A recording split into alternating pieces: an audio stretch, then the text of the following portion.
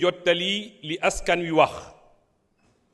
Monsieur le Premier ministre, alors que le Sénégal est confronté à toutes sortes de difficultés, vous avez attendu 10 mois pour enfin vous présenter devant la représentation nationale en vue de répondre aux questions brûlantes de l'actualité. Ces graves difficultés que vous avez cachées en sortant, à une semaine de votre comparution, un rapport commandité pour faire diversion et amuser les Sénégalais comme à votre habitude. Personne, je dis bien personne, ne croit à la crédibilité et au sérieux de ce rapport. En tout cas, pas nos partenaires techniques et financiers, dont le FMI, qui depuis 2018 a évalué et jugé que les finances publiques étaient absolument transparentes. C'est pourquoi tous ont fini de rejeter, sans équivoque, ce rapport qui, hélas, a eu l'effet d'un pétard mouillé. Pendant ce temps, les difficultés sont malheureusement bien réelles. Elles tiennent à la vie chère alors qu'approche le Ramadan, à l'ébullition du front social avec la baisse annoncée des salaires par votre secrétaire général alors que s'annoncent des licenciements massifs, à l'échec de la campagne agricole, aux difficultés que vivent les étudiants faute de percevoir leur bourse, surtout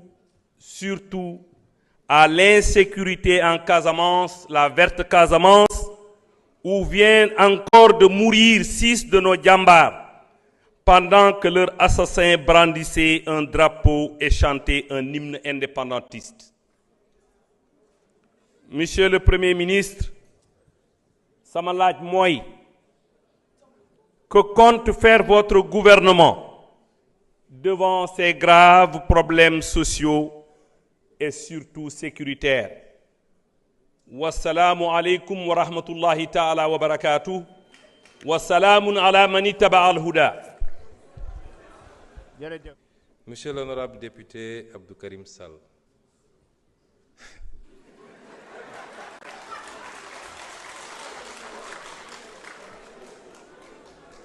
da nga door sa kàddu ci anam yoo xam ne ku ko dégg ne bésu àjjuma bi de waa ji xam naa moo jiite jumaa mu mbaaw loolu nag dafa safaanoog loolu ak li nga wax muy ay contre vérité mu waxee ko noonu parce que bëgguma ko waxee baatu wolof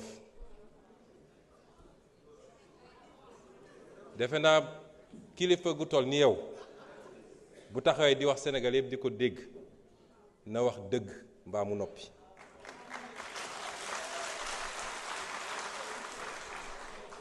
yow nee nga juróom benni soldat daan nañu Casamance ci fan yi amut waxoo lu am benn soldat daanuwul Casamance Facebook ngeen di toog ñu bind ngeen jël yóbbu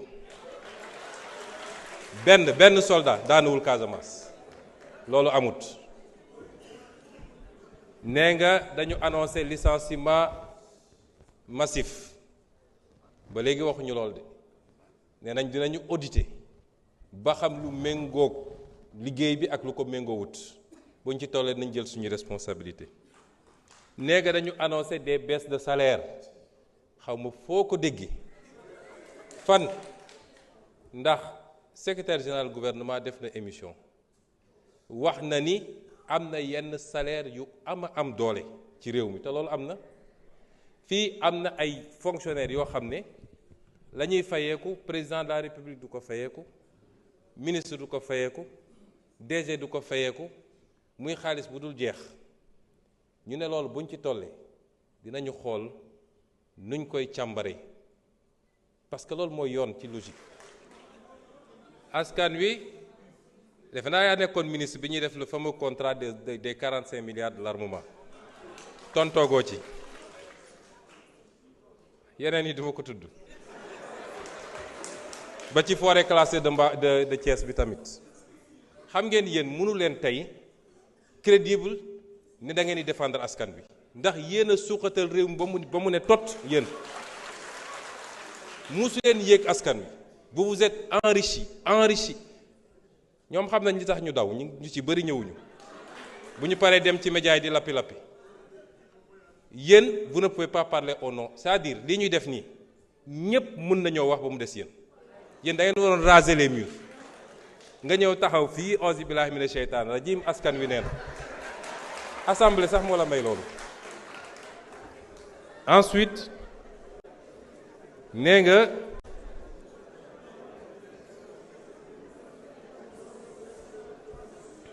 rapport bi dañ ko commandité yéen na ay républicain ngeen bu njëkk ba nee ngeen Pastef duñu républicain gëmuñu république et cetera alors mais bu dee républicain ngeen dañoo njëkk ne vous énervez pas soyez calme.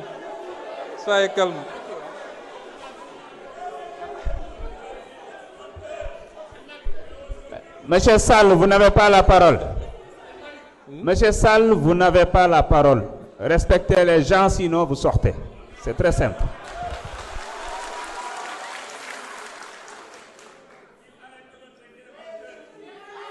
Vous continuez, je demande à la gendarmerie de vous évacuer. C'est très clair. Honorable député de M. Abdou Karim Sall. Toujours dans le registre des contre-vérités. Vous dites que les bailleurs ne croient pas à ce rapport. C'est une contre-vérité. Et je peux vous dire que hier après-midi, le ministre des Finances, ici présent, a... Monsieur le Président, vous voulez bloquer mon chrono? Allez, excusez-moi. Je pense que... Monsieur Sall, vous n'allez pas sortir, vous allez écouter jusqu'à la fin.